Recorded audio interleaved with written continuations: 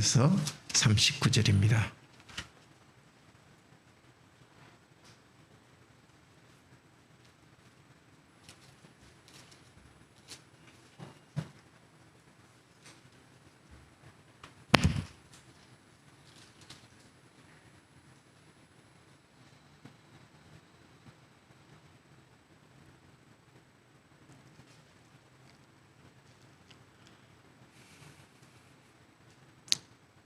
하나님의 말씀을 들읍시다. 그런즉 이 일에 대하여 우리가 무슨 말을 하리요? 만일 하나님이 우리를 위하시면 누가 우리를 대적하리요? 자기 아들을 아끼지 아니하시고 우리 모든 사람을 위하여 내주시니가 어찌 그 아들과 함께 모든 것을 우리에게 주시지 아니하겠느냐? 누가 능히 하나님께서 택하신 자들을 고발하리요? 의롭다 하신 이는 하나님이시니 누가 정죄하리요?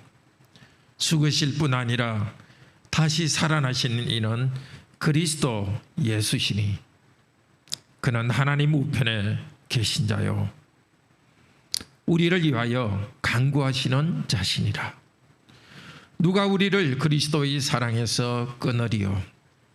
환난이나 공고나 박해나 기근이나 적신이나 위험이나 칼이랴. 기록된 바 우리가 종일 주를 위하여 죽임을 당하게 되며 도살당할 양같이 여김을 받았나이다 함과 같으니라. 그러나 이 모든 일에 우리를 사랑하시는 이로 말미암아 우리가 넉넉히 이기느니라. 내가 확신하노니 사망이나 생명이나 천사들이나 권세자들이나 현재일이나 장래일이나 능력이나 높음이나 깊음이나 다른 어떤 피조물이라도 우리를 우리 주 그리스도 예수 안에 있는 하나님의 사랑에서 끊을 수 없느니라. 아멘. 하나님께서 말씀을 주시도록 다 같이 기도합시다. 좋으신 하나님, 우리와 만나실 때 명상을 통해서 만나지 않으시고 계시하신 말씀을 통해서 만나 주십니다. 처음에 이 말씀을 기록하신 성령님, 이제도 전하는 자에게 듣는 자에게 오셔서 말씀을 밝히 비춰주시옵소서. 깨달을 수 있도록 지성을 밝혀주시고 순종할 수 있도록 마음을 의지를 부드럽게 만들어 주시옵소서. 말씀하옵소서. 종들이 듣고 순종하겠습니다. 주 예수 그리스도 이름으로 기도드립니다. 아멘. 자, 어린이들 일어서서 말씀 들읍시다.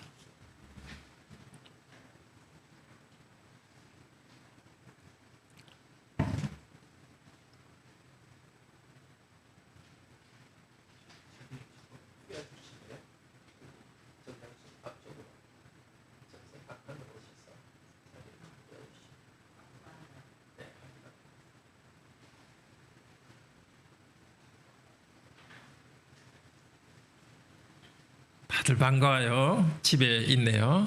네.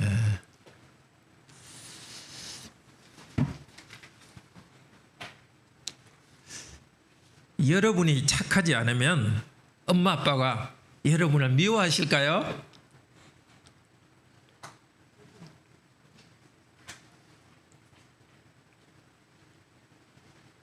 예, 미워하지는 않아요. 여러분 잘못된 걸 고치려고 하지만 미워하지는 않아요.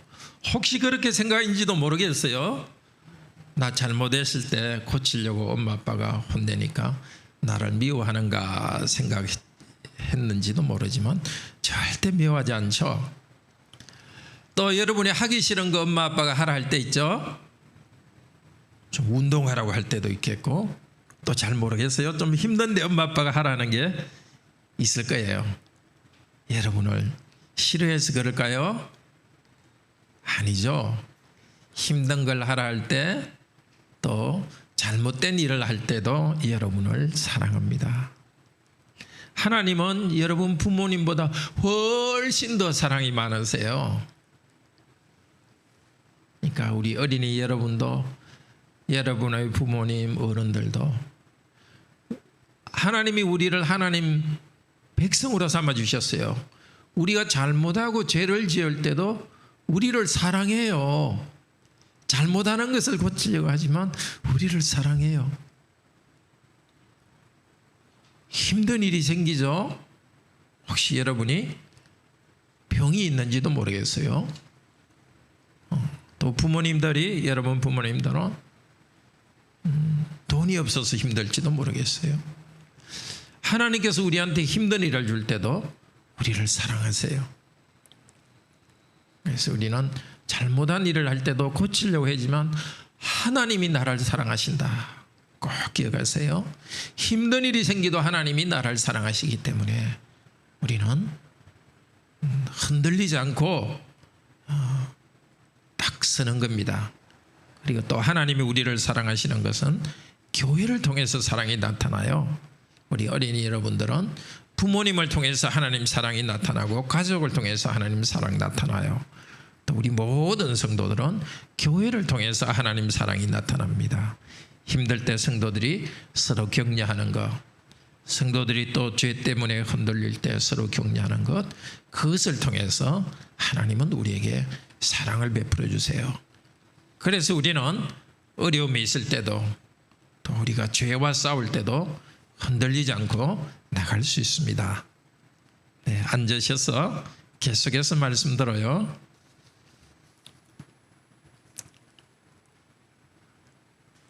전부 다 눈이 초롱초롱하게 어린이 여러분들이 잘 예배드려서 좋아요. 예. 자, 그리스도 안에 있는 하나님의 사랑 때문에 우리는 넉넉히 이깁니다. 특별히 교회 안에서 넉넉히 이깁니다. 성도들도 흔들릴 때가 있습니다. 내가 정말 거룩하게 하나님 앞에 착하게 살고 싶은데 이 죄가 남아있는 것을 볼 때 하나님 나를 버리시면 어떻게 하나, 그런 걱정이 생길 때가 있습니다. 너무 큰 어려움이 생기면은 하나님이 나를 버리셨는가? 그런 걱정이 생깁니다. 죄의 문제, 고난의 문제 때문에 우리가 흔들립니다. 그러나 결코 우리 생각 때문에 흔들리지 맙시다.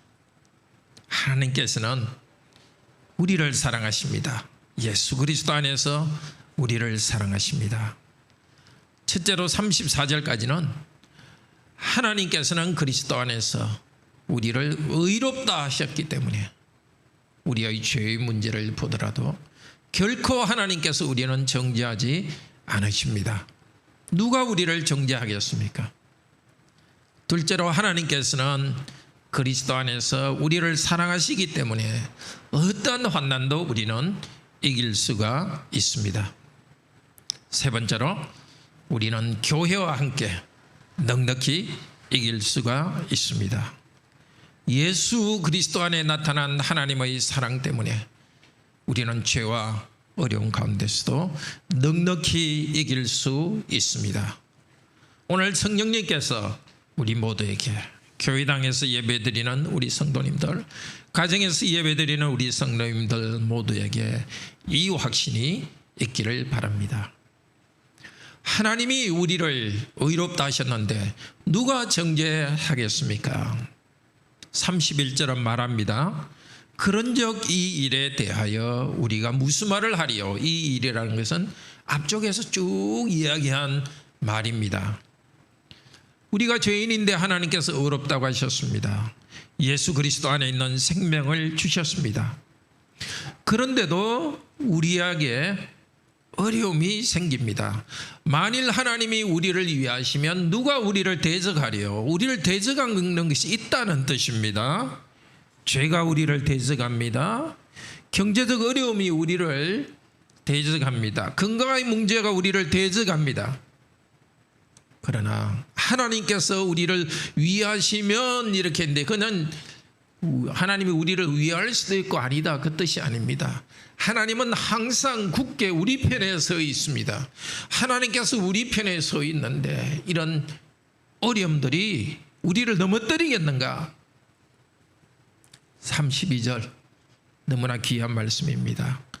자기 아들을 아끼지 아니하시고 우리 모든 사람을 위하여 내어주신 분이 어찌 그분의 아들과 함께 모든 것을 우리에게 주시지 않겠는가? 하나님이 세상을 사랑하사 그분의 유일한 아들 독생자를 우리에게 주셨습니다. 이렇게 귀한 분을 우리에게 주셨습니다. 아들을 버리시고 그래서 우리를 아들, 딸로 입양하셨습니다. 우리를 아들, 딸로 입양하기 위해서 이렇게 큰 희생을 치르고 아드님을 우리에게 주셨는데 하물며 다른 것들은 우리에게 주시지 않겠습니까? 건강을 주시지 않겠습니까? 필요한 물질을 주시지 않겠습니까? 배우자를 주시지 않겠습니까? 직장을 주시지 않겠습니까? 여기 준다는 말은 은혜로 준다는 것입니다. 그리스도 안에서 구원의 은혜를 주신 하나님께서는 다른 모든 것도 주십니다. 물론 지금 안 주셨을 경우가 있습니다. 적게 주셨을 경우가 있습니다. 그러나 하나님께서 우리에게 필요한 만큼 주십니다. 지금도 부족하지만 이 가운데서도 하나님께서는 현재에서는 이 정도로서 우리에게 주시면서 이 상태에서 좋다고 생각하기 때문에 주십니다.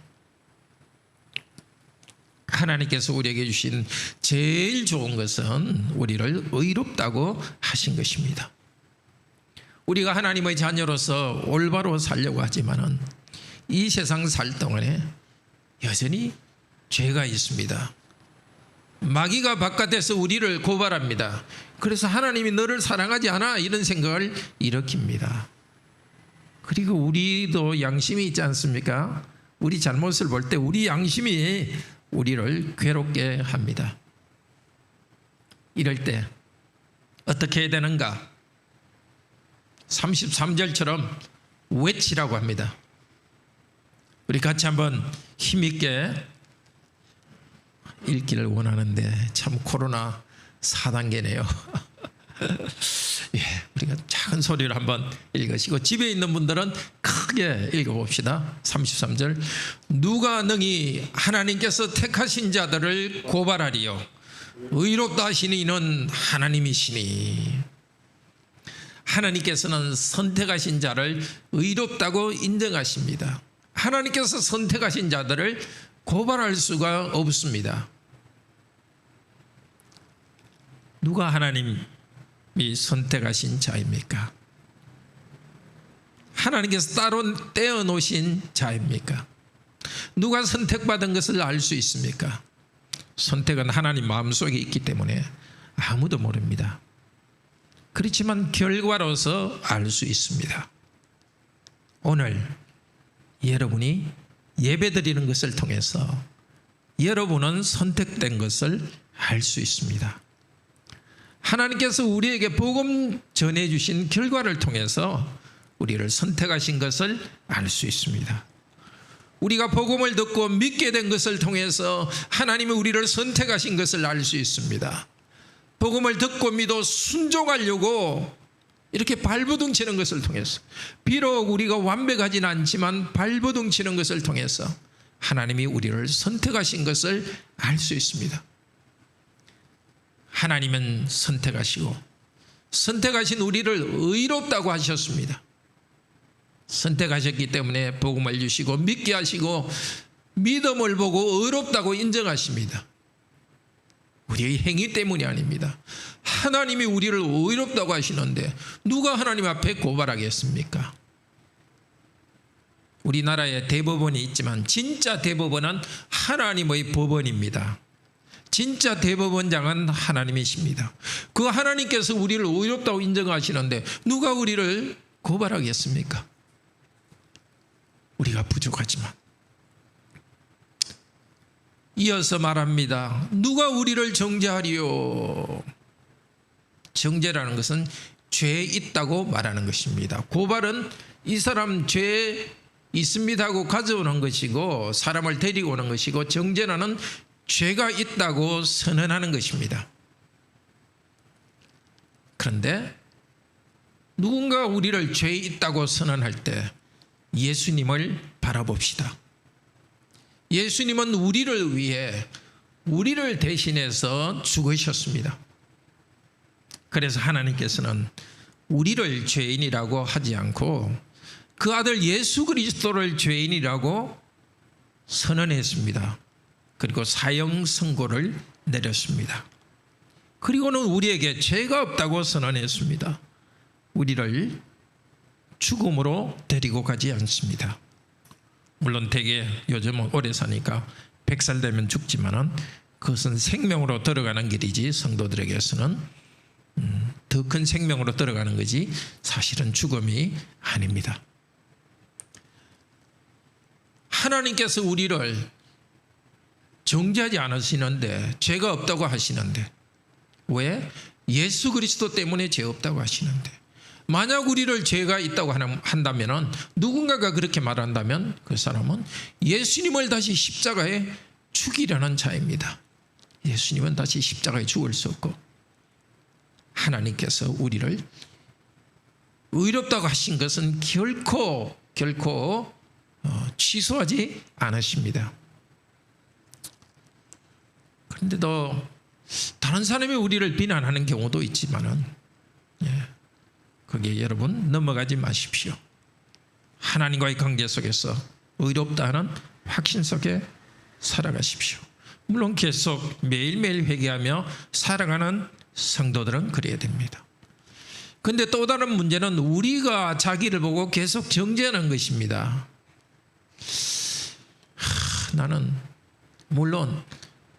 나는 참 기본적으로 안 된다, 죄인이다, 그 태도를 갖는 것은 좋습니다. 그래서 그리스도를 의지하고 의롭다함의 확신을 넣습니다.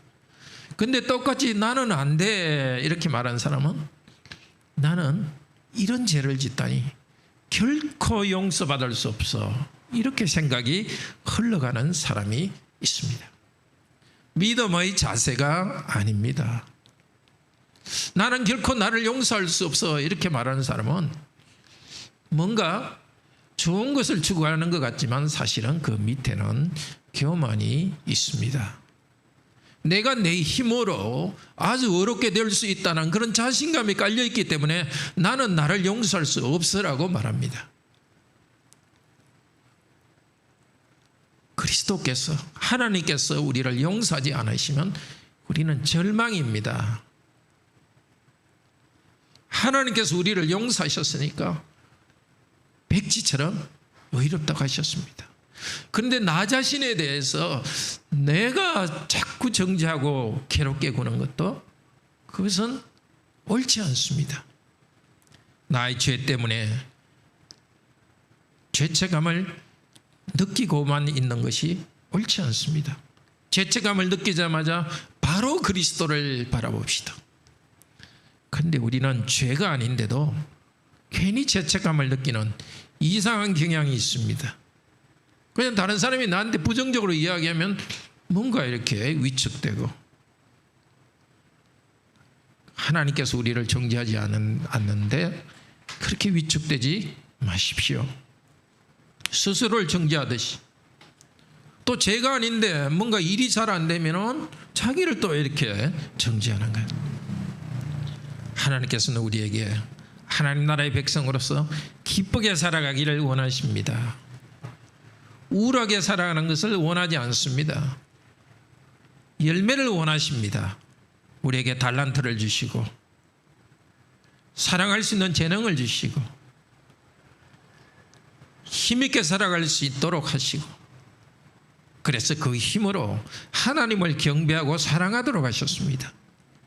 우리 자신에 대해서 정죄하면서 그렇게 누르는 일을 그만두시기를 바랍니다. 가족에 대해서도 마찬가지입니다. 가족은 가장 여러분이 부족한 것을 잘 알죠. 정죄하지 마시고 하나님께서 의롭다 하신 사람으로 대하시기를 바랍니다. 성도에 대해서도 마찬가지입니다. 가까이 우리가 있으니까 서로의 부족함을 보지 않습니까? 서로의 죄악을 보지 않습니까? 그러나 여기 하나님의 선택한 우리 성도는 자기 죄를 하나님께 내어놓고 계속해서 변화가는 과정에 있습니다. 하나님께서 의롭다 하셨으니 서로 정죄하지 맙시다. 누군가가 우리를 정죄한다 하더라도 그리스도께서는 우리를 위해서 죽으셨습니다. 그 사실이 있습니다. 더 이상 하나님이 우리를 정죄하지 않습니다. 누군가 우리를 정죄한다 하더라도 그리스도께서는 부활하셨습니다. 죄를 이겼고 죽음을 이겼고 마귀를 이겼고 지옥의 권세를 이겼습니다. 예수 그리스도 안에서 우리는 부활 생명을 가지고 있습니다. 누군가가 우리를 정죄하더라도 그리스도께서는 하나님 보좌 우편에 앉으셨습니다. 거기서 온 땅을 다스리는 권세를 가지고 있습니다. 우리가 죄악됨에도 불구하고 이런 우리를 사용해 가지고 거룩한 나라를 이루어 가십니다. 비유하자면 우리 모두는 부상당한 군인이라 할 수 있습니다. 어딘가가 아프고 어딘가가 장애가 있습니다. 우리 모두에게는. 그런 우리를 자꾸 수리하고 고쳐가면서 하나님 나라를 이루시는 왕이십니다. 누군가가 우리를 정죄한다 할지라도 그리스도께서는 하나님 보좌 우편에서 우리를 위해서 간구하고 있습니다. 하나님이며 사람이신 예수 그리스도께서는 십자가의 죽으심과 부활을 통해서 그 공덕을 가지고 계속해서 하나님 앞에서 우리의 중보자가 되십니다. 우리의 죄악을 덮으시고 그리스도의 의로서 우리를 덮어주십니다. 하나님 앞에서 하나님과 우리 사이에서 우리를 의롭다고 인정하시는 공덕을 가진 분으로 계십니다. 우리의 죄를 볼 때마다 예수님을 통해 나타나신 하나님의 사랑을 굳게 붙잡읍시다. 죄책감을 꼭 붙잡고 있지 말고 고백하고 죄 용서의 기쁨을 회복하도록 합시다. 두 번째로 하나님께서 예수 그리스도 안에서 우리를 사랑하시기 때문에 우리는 어떠한 환난도 넉넉히 이깁니다. 35절부터입니다. 누가 우리를 그리스도의 사랑에서 끊으리요? 이 그리스도의 사랑은 사실은 하나님의 사랑을 말합니다. 하나님의 사랑은 그리스도를 통해서 나타났습니다. 로마서 5장 8절은 말합니다. 우리가 아직 죄인 되었을 때에 그리스도께서 우리를 위하여 죽으심으로 우리에 대한 하나님의 사랑을 확증하셨습니다. 죄인 되었을 때 우리를 사랑하신 그리스도께서 죽으시면서 하나님의 사랑을 확증했습니다. 하나님의 사랑은 그리스도께서 죄인인 우리를 위해 죽는 것을 통해 나타났습니다. 이제 우리를 의롭다 하셨는데 의롭다 하신 우리들에 대해서 얼마나 더 사랑하시겠습니까? 우리를 의롭다고 만들기 위해서 죽으셨는데 일단 의롭다고 만드신 후에는 얼마나 더 우리를 사랑하겠습니까? 누가 우리를 하나님의 사랑에서 끊을 수 있겠습니까? 요한복음 10장 28절은 말합니다. 예수님의 말씀입니다. 내가 저희에게 영생을 주노니 영원히 멸망하지 않을 것이요 또 저희를 내 손에서 빼앗을 자가 없느니라. 저와 여러분은 예수님의 것입니다. 예수님은 당신의 것을 결코 놓치지 않습니다. 우리는 아버지 하나님의 것입니다. 우리를 선택하시고 자기의 것으로 삼으신 아버지께서는 우리를 결코 놓치지 않습니다. 우리에게 고통스러운 환난이 밀려온다 할지라도 바로 그 순간에서도 하나님께서는 그리스도 안에서 계속 우리를 사랑하고 있습니다. 우리 안에서 초조함과 불안을 일으키는 공고가 있다 할지라도 하나님은 계속 우리를 사랑하십니다. 하나님을 믿는다고 박해가 오고 요즘은 교회당에 예배드리는 것을 참 비난하는 사람들이 있다 할지라도 이 순간에도 하나님은 계속 사랑하십니다. 과거에는 농경사회에서는 기근이 오면 먹을 것이 없었습니다. 또 요즘은 옷은 문제가 없죠. 그렇지만 그때는 옷을 입지 못한 찢어진 옷 때문에 춥고 또 그럴 때가 경우가 많았습니다. 바로 옷이 없어서 힘든 것을 적신이라 합니다. 적신, 벗은 몸이라는 뜻입니다. 의식주 중에서 요즘은 의식, 옷과 먹는 것은 큰 문제 없는데 주택이 문제죠. 참 우리에게 신혼 젊은 부도 전세금 마련하려 또 장기적으로 주택을 사야 되는데 참 고통스럽습니다. 그러나 이런 가운데서도 하나님께서는 우리를 사랑하십니다. 우리를 사랑하시니까 아무것도 안 하는 게 아니라 하여튼 계속해서 그 행복 보금자리 주택인가요? 그 계속 넣으시고 하여튼 아파트 당첨될 수 있도록 계속 넣으십시오. 하지만 그 가운데서 계속해서 하나님께서 우리를 사랑한다는 것을 기억합시다. 어떤 위험이 오더라도 죽음의 위협과 같은 칼이 오더라도 그 가운데서도 하나님은 우리를 사랑하십니다. 하나님은 우리를 사랑하신다는 이 사실, 이 믿음 때문에 우리는 흔들리지 않습니다. 36절 말합니다. 기록된 바 우리가 종일 주를 위하여 죽임을 당하게 되며 도살당할 양같이 여김을 받았나이다 함과 같으니라. 사도는 오래전에 성도들이 고백했던 시편 44편 22절을 이렇게 인용합니다. 우리 어린이 여러분, 도살이 뭔지 알아요?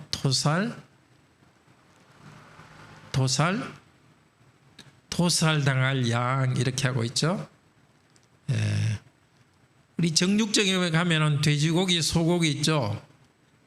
원래 돼지나 소를 키우면 딱 돼지고기, 소고기가 그대로 자동적으로 되는 게 아니죠.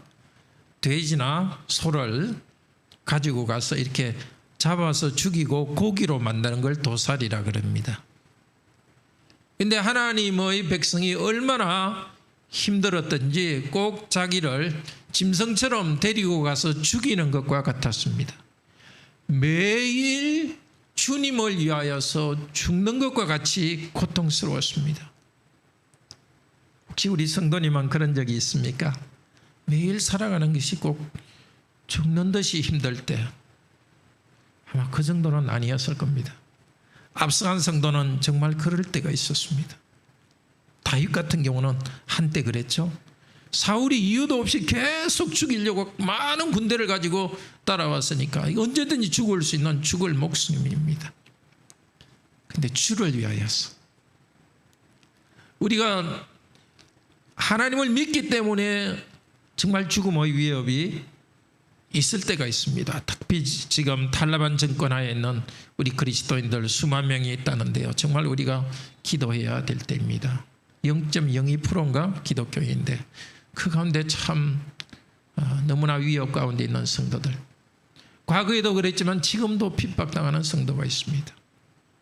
아마 우리 성도님들도 하나님을 믿기 때문에 어려움들 다 있을 겁니다. 손해보는 일 있을 겁니다. 그런데 우리가 직접 핍박당하는 게 아니라 할지라도, 주님 때문에 핍박당하는 것이 아니라 할지라도 저와 여러분은 모든 삶이 주님의 것입니다. 그래서 주님의 것인 우리에게 일어나는 모든 고통은 사실을 주를 위하여 당하는 핍박입니다. 주를 위하여 당하는 고통입니다. 주를 위하여, 당신을 위하여. 우리 삶의 목적이 하나님을 영화롭게 하는 것이기 때문에 이 목적을 가지고 살아가는 우리에게 당하는 모든 것들은 주를 위하여 당하는 고난입니다. 그런데 37절 뭐라 합니까? 역시 우리 댁에 있는 성도들은, 크게 교회에 있는 성도들은 조용히 정말 이렇게 고백합시다. 그러나 이 모든 일에 우리를 사랑하시는 이로 말미암아 넉넉히 이기느니라. 겨우 이기는 것이 아니라 넉넉히 이기느니라. 우리를 사랑하는 이로 말미암아 하나님께서 우리를 사랑하기 때문에 이기게 하십니다. 지금 그것만 말씀하는 게 아니라 우리를 사랑하시는 분에 대한 믿음 때문에 넘어지지 않고 이기는 것입니다. 우리도 흔들립니다. 흔들리지 않는다면 좀 이상한 사람이죠. 어려움이 올 때는 흔들립니다. 그건 당연합니다. 그렇지만 하나님이 나를 사랑한다는 것을 알기 때문에 하나님의 사랑 안에서 우리가 해야 될 소명과 직분을 다합니다. 요한복음 16장 33절 여러 번 우리가 들은 말씀이죠. 예수님께서 제자인 우리들에게 말씀하십니다. 이것을 너희에게 말하는 것은 너희가 내 안에서 평안을 누리게 하려 함이라. 세상에서는 너희가 환난을 당하나 담대하라.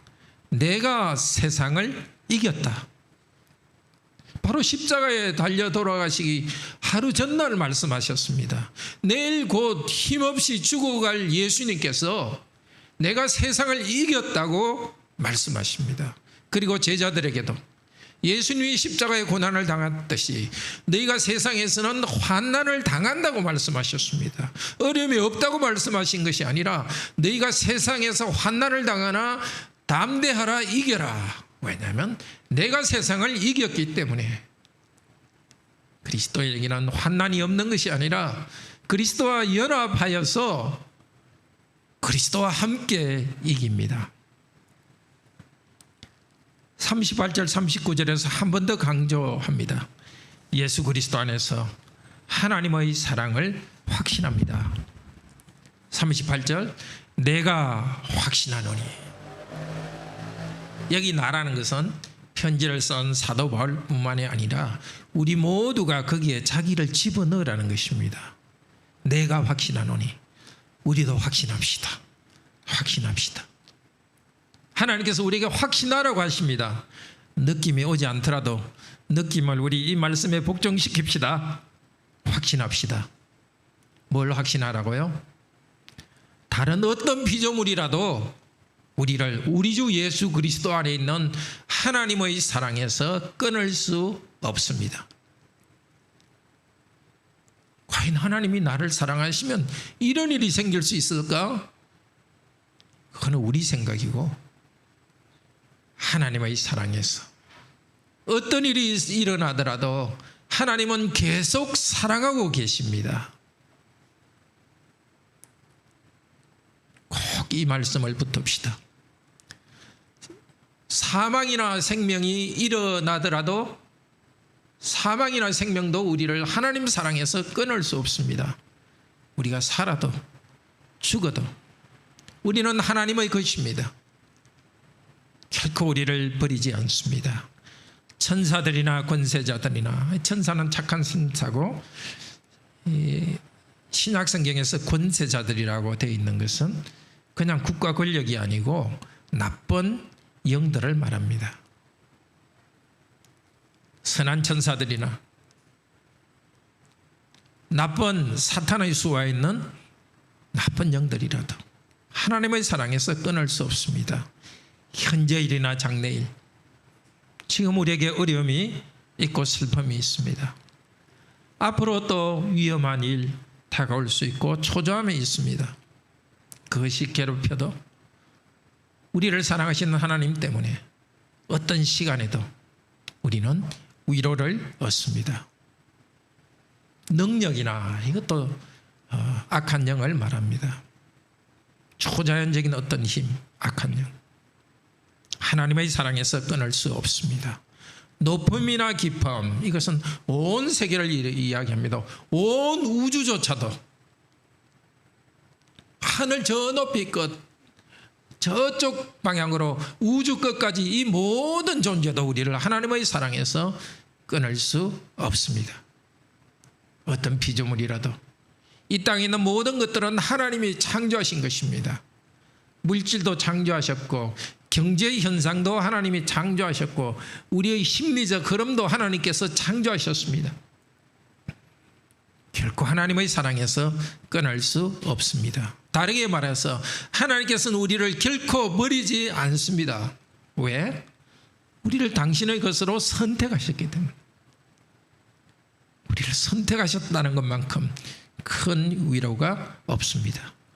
우리는 조그만 믿음을 통해서 내가 비록 부족하지만은 예수님은 나의 주님이라고 믿는 이 겨자씨만한 조그만 믿음을 통해서 너무나 큰 것을 압니다. 조그만 믿음이라는 걸 통해서 하나님께서 우리를 당신의 것으로 선택한 것을 압니다. 결코 놓치지 않으십니다. 그런데 우리가 잘못된 기대 때문에 잘못된 것을 기대하여서 스스로에게 고통을 줄 수 있습니다. 하나님께서는 우리가 예수 그리스도를 믿으면 우리가 완전히 거룩하고 삶이 도덕적으로 완벽하게 된다고 말한 적이 없습니다. 오히려 여전히 육신의 죄악된 정욕과 싸우고 성령님을 통해서 그걸 죽이라고 하셨습니다. 마치 나는 죄를 짓지 않는 것처럼 생각하면서 자신의 죄 앞에 자기 스스로가 속상해하고 끝나는 것 잘못이죠. 오히려 나는 천국 갈 때까지 본성의 한 부분에 죄가 있다는 걸 알고서 고백하고, 그러나 이 죄를 용서하시는 하나님 앞에서 마음의 평화를 얻기를 바랍니다. 또 하나 우리의 잘못된 기대는 하나님을 믿으면 건강, 물질, 자녀 이 모든 것이 잘 된다는 그런 생각입니다. 성경 어디에서도 그것을 약속한 적이 없습니다. 오히려 천국 갈 때까지 우리에게는 환난이 있다고 하십니다. 그러나 환난 가운데서 넉넉히 이긴다고 하십니다. 환난 가운데 즐거워한다고 하십니다. 환난이 합력하여 유익을 이룬다고 하십니다. 이 땅에 환난이 없이 환난 바깥에서 하나님이 우리와 함께 하시는 것이 아닙니다. 환난 바깥에서 우리가 성장하는 것이 아닙니다. 환난 가운데서 우리가 성장합니다. 마치 갈릴리 호수가에 호수 안에서 배를 타고 가는 제자들에게 그리스도께서는 폭풍 가운데 다가오신 것과 같습니다.